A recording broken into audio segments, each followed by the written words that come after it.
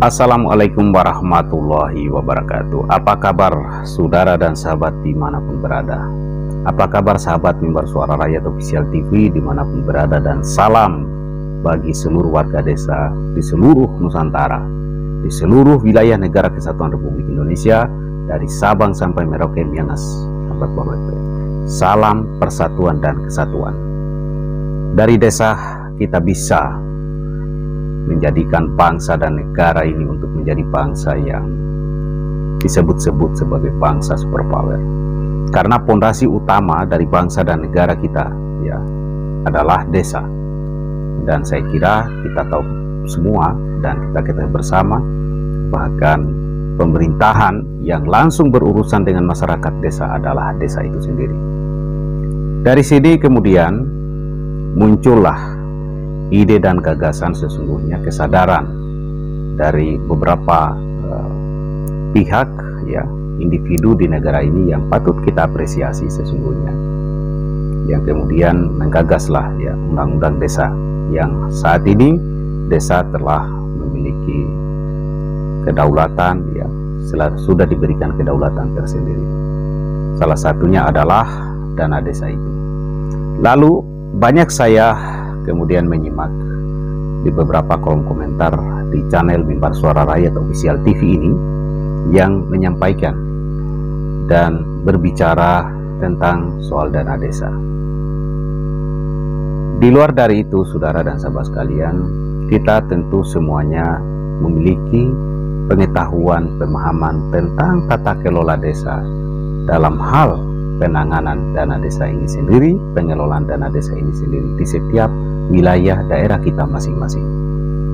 Oleh karena itu, hari ini kita menginginkan dengan adanya dana desa, maka hampir dipastikan harusnya pembangunan di desa, baik infrastrukturnya maupun hal-hal dan unsur lain, akan benar-benar dirasakan, akan betul-betul manfaatnya dirasakan secara langsung oleh seluruh masyarakat desa yang ada di wilayah negara Republik Indonesia ini. Dengan melalui apa, saudara dan sahabat sekalian? Tentunya pertama dengan melalui perencanaan apa yang akan dibangun di desa, yang patut kiranya itu dilakukan atas musyawarah mufakat oleh masyarakat di setiap desa. Dan seandainya di desa itu sendiri masyarakatnya sudah malas untuk datang melakukan musyawarah, untuk bermufakat atau apapun namanya, rembuk desa, rembuk kampung atau apapun yang disebut musyawarah desa, tatkala sudah tidak ada lagi semangat masyarakat desa untuk datang di tempat atau di balai pertemuan, berarti itu menunjukkan sudah kehilangan kepercayaan. Masyarakat di desa itu sudah tidak percaya lagi. Mengapa demikian, saudara? Bisa saja saat misalnya terjadi musyawarah di masa-masa yang telah dilewati, justru yang hadir di tengah kehidupan mereka, di tengah desa, tidak sesuai dengan yang diharapkan, yang diinginkan. Atau bisa saja pada saat rapat terjadi kekuatan kelompok-kelompok tertentu yang pada akhirnya saat melakukan dan mengikutkan apa yang mereka inginkan juga gagal. Ini bisa terjadi di tengah masyarakat desa. Misalkan ya, ada pengusulan tentang misalnya program tertentu, tetapi program itu diusulkan hanya sekelompok orang yang tidak melalui namanya kesepakatan musyawarah mufakat dari semua elemen yang ada di desa.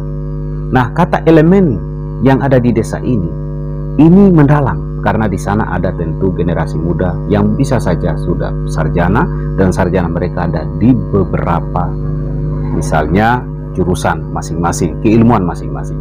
Nah, oleh karena itu mereka ini harus dilibatkan, mereka ini juga harus didengarkan, harus diberi ruang untuk menyampaikan pikiran, pandangan, dan gagasan. Ada satu kasus yang saya temui. Setelah kepala desa ini terpilih, kemudian ada rapat musyawarah desa itu dalam rangka perencanaan untuk penggunaan dan pengalokasian dana desa tahun depannya. Maka ngototlah salah satu kelompok di situ, yang dalam tanda petik kelompok ini adalah tim sukses daripada kepala desa itu, yang pada akhirnya itu diikutkan. Alhasil program yang mereka usulkan itu disahuti, dan dalam pengadaannya barangnya itu, karena itu program tertentu, ya yang terjadi adalah memunculkan tanda tanya di desa, masyarakat desa itu sendiri, karena barang itu terkesan adalah barang yang sulit untuk diterima keberadaannya, kemudian program dalam melaksanakannya atau menjalankannya terjadi kekacauan dan macet. Itu kenapa terjadi dan mengapa terjadi? Itu menunjukkan tidak dilibatkannya seluruh elemen yang ada di desa, saling bermusyawarah dengan mufakat, tidak gontok-gontokan, tidak ego-egoan hanya karena merasa sebagai tim sukses kepala desa. Itu catatan yang mudah-mudahan juga ini tidak terjadi di desa, saudara-saudara sekalian. Dalam perjalanannya akhirnya ya terjadi yang namanya apatis. Masyarakat desa tidak mau lagi datang untuk musyawarah desa. Ya, saya curiga dalam model modus dan yang beraneka ragam alasan masyarakat itu, tetapi saya menaruh kecurigaan karena mereka merasa tidak ada manfaatnya datang untuk mengikuti musyawarah di desa itu. Berarti saudara dan sahabat sekalian, satu hal yang harus kemudian ini menjadi fokus perhatian, dan sekaligus pemerintah pusat harus dapat melahirkan sistem dan mekanisme yang betul-betul bisa mengawal dan menjemput aspirasi keinginan masyarakat desa dalam keinginan mereka untuk merencanakan, terlibat proaktif di sana, tanpa ada kemudian yang pada akhirnya melahirkan kemalasan-kemalasan dan apatis atas kegiatan musyawarah desa itu sendiri. Ini bukan persoalan yang sederhana, ini serius. Dan bagi saudara dan sahabat sekalian dimanapun berada, tolong kita saling memberikan informasi dan sharing seperti apa kisah-kisah dalam fenomena dana desa di desa Anda. Mudah-mudahan ini ditonton dan disaksikan oleh pemerintah pusat yang memiliki dan mempunyai kewenangan. Tentunya harapan kita juga terhadap Bapak Presiden Republik Indonesia Pak Jokowi, agar bagaimana sistem pengawalan melalui website tertentu itu harus proaktif dan bisa diaktifkan. Sekarang ini saudara dan sahabat sekalian, masyarakat ini menjadi bingung betul. Sebagian desa yang saya temui dan saya cerita, kemudian mereka bercerita curhatan, mereka tentu dan berharap agar tata kelola dana desa ini betul-betul dilakukan secara baik. Karena mereka berkeyakinan dana desa yang ada hari ini, kalau kelola dengan baik, akan memberikan jaminan kesejahteraan. Contoh, misalkan adanya dana BUMDes. Dana BUMDes ini adalah harapan masyarakat desa. Ada usaha-usaha kecil yang dijalankan masyarakat desa. Itu mereka menginginkan ada bantuan pinjaman modal. Tapi yang terjadi di beberapa tempat saudara dan sahabat sekalian di seluruh wilayah Indonesia ini, saya mencurigai. Karena ada kasus yang saya temukan, ya, kesepakatan masyarakat desa dalam meminjam atau terjadinya program pinjam, simpan pinjam menggunakan dana BUMDes itu atau badan usaha milik desa itu, yang tiap tahun kemudian selalu ada tambahan modal, tapi mereka heran dan bingung. Tambahan modal tiap tahun ada, entah 30 juta, 80 juta. Yang terjadi, kesepakatan mereka dalam setiap orang dengan catatan tertentu, syarat-syarat tertentu, bisa diberikan pinjaman misalnya 2 juta, tapi setelah berjalan proses itu, ada yang sudah dengan embel-embel dia bagian dari aparat desa, dia bagian dari tim sukses, dia bagian dari keluarga kepala desa, sudah bisa mengambil dan meminjam uang dana BUMDes itu sampai 50 juta, 60 juta, 30 juta, 10 juta, dan menurut warga desa yang saya temukan, mereka meyakini tidak dikembalikan uang itu, oknum-oknum tadi.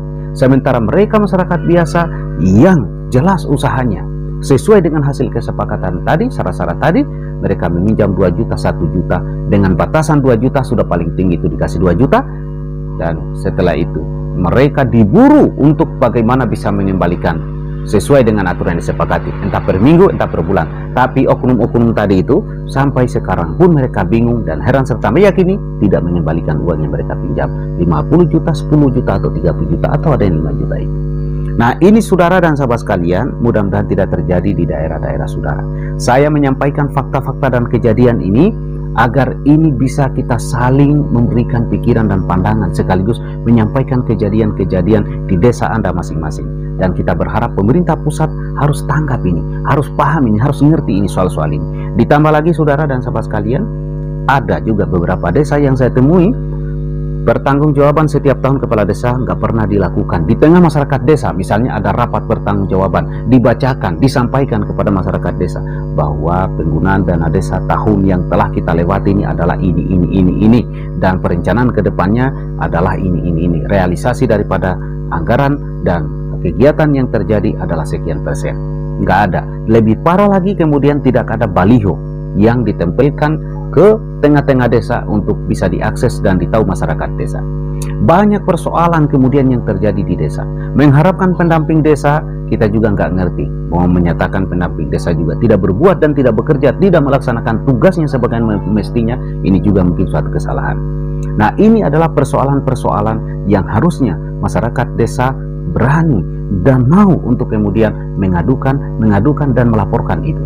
Nah, tapi dengan seperti ini saudara, adanya media sosial ini, mari kita selalu sharing dan bergerak dari Sabang sampai Merauke, Miangas sampai Pulau Rote untuk mengawal ini semua, untuk kita berada dalam satu suara dan menyuarakan hal-hal yang patut untuk diketahui oleh pemerintah pusat.